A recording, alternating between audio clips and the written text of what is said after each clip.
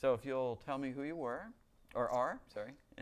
I'm Frederick W. Long. I was a bombardier in the 414th Squadron of the 97th Bomb Group in World War II. How did you come about being a bombardier? Well, at first, I went into pilot training, and I think all of us wanted to be pilots. But then I went through pre-flight, which was all academics. And then I went through primary flight training in Stearman's, and then when I was flying in basic BT-13 type aircraft, and I was washed out and sent back, and they told me I was qualified to be either a bombardier or navigator, and I chose bombardier because I felt there'd be a little bit more action connected with it. And was there a lot of action? Yes, there was quite a bit. The war, when I got into combat, was in August of '44, and aerial combat wasn't nearly as ferocious as it was back in '42 and '43. But we saw some of it, and of course there were always the anti-aircraft guns when we were on bomb runs. Hold on, does that sound? Yes, it is. I don't know. We got it. Yeah. Tell me about some of the experiences when you were on your missions. Anything that you remember, anything that stands out in your mind? Well, there was one mission where we were flying in the number 2 position of the group, which was the deputy group lead.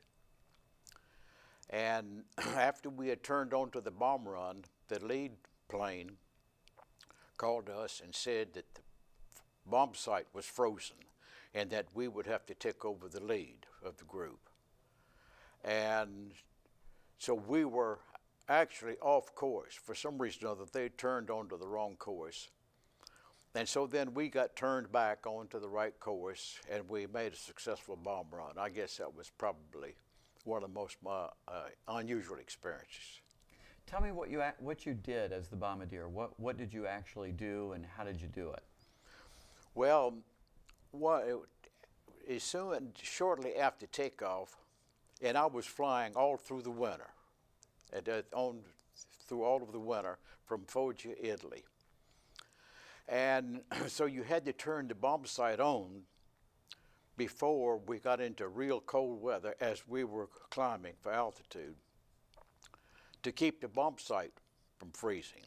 We'd also have to open the bomb bay doors just a couple of inches to keep them from being frozen shut, so they would open when you at the proper time.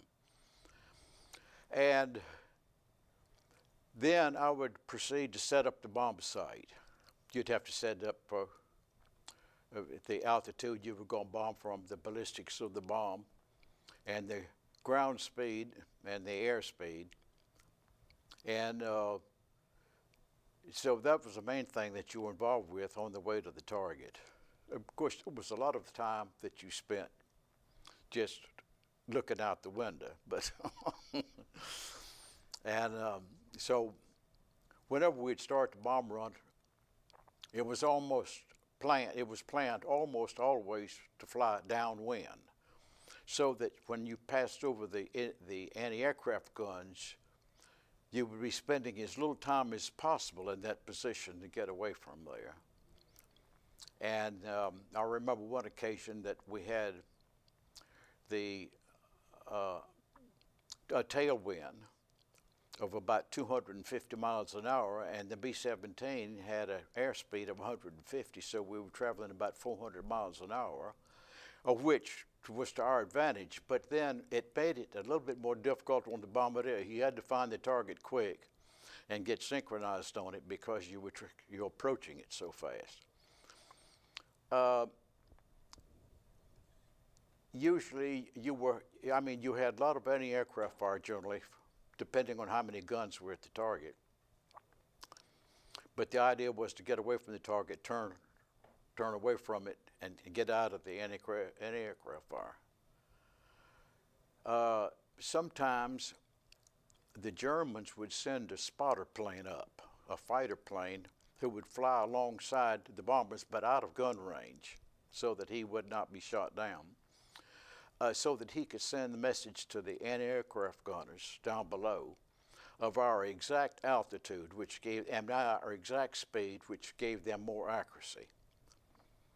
And sometimes we would have fighters there that try to chase him off, but yeah, was fairly persistent and would stay as long as he possibly could. So that was just another thing that came along with the bomb run.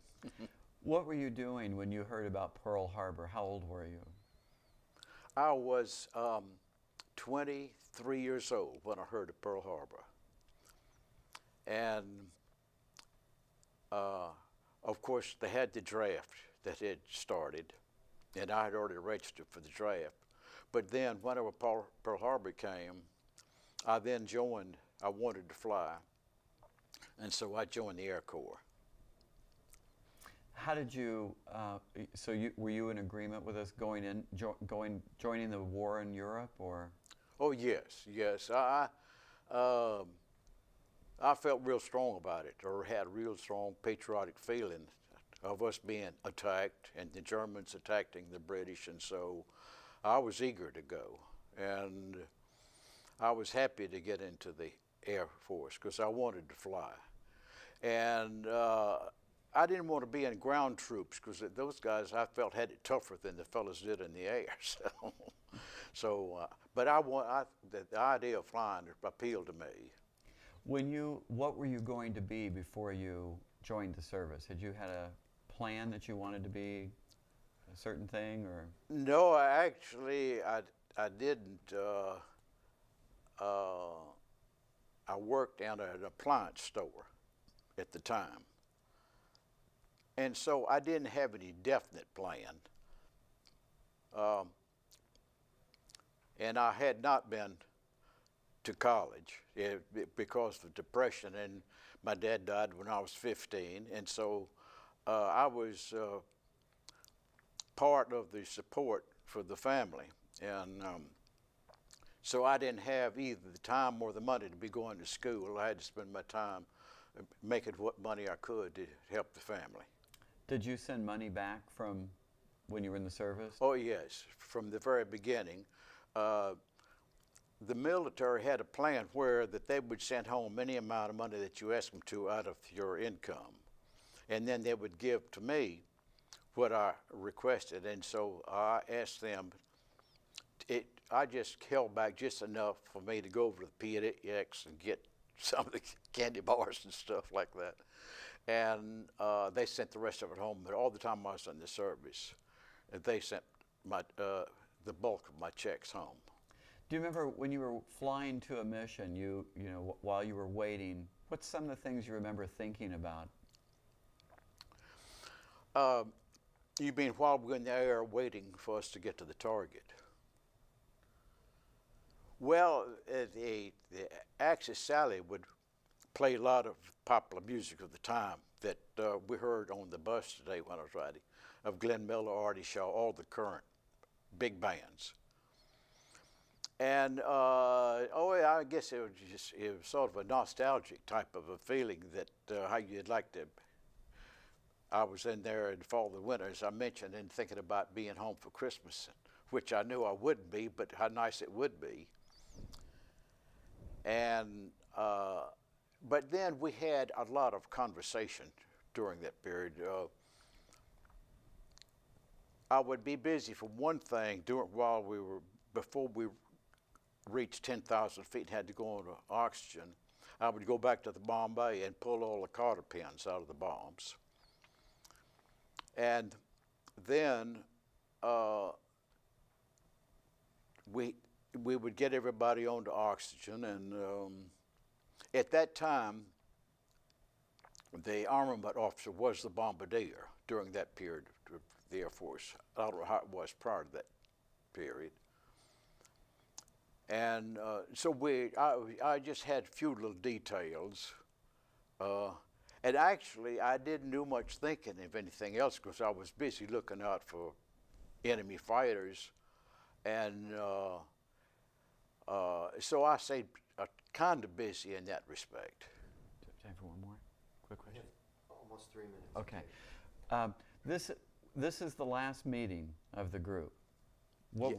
what would you like everybody to know that you were with? I mean, the last thing you'd like them, anything you'd like to say to them, or like these guys that you were in the service with to know? Well, it's sad not to be thinking about not seeing them again, because it was always something I've looked forward to the reunions, of seeing these fellows again and talking about those times. It always helped. It gave you a good feeling to talk to them about the experiences we had, even though at the time we had them, they weren't happy experiences. But now you look back that we survived it, and so it's enjoyed being with them. And it's very sad that we won't have this experience again, getting together. What would you like, say, what would you like a high school kid now to know about what you did, or why you did it? Well, I've always loved the country. It's a great place to live. And I was convinced that I was defending the country from an assault. And I think at the present time that the people in the service are defending the country, because we were attacked on 9/11, and that we have continued to be under attack from these people. And I think that our position in Iraq is a defensive position. And from what I've read that people over there have said, the troops feel that way, even though the American people seem to but want it to come to an end. Of course, it's understandable that the people want any war to come to an end. But I think it's justifiable that we're there defending it. Okay, good. Thank you so much, sir. Thank you. I really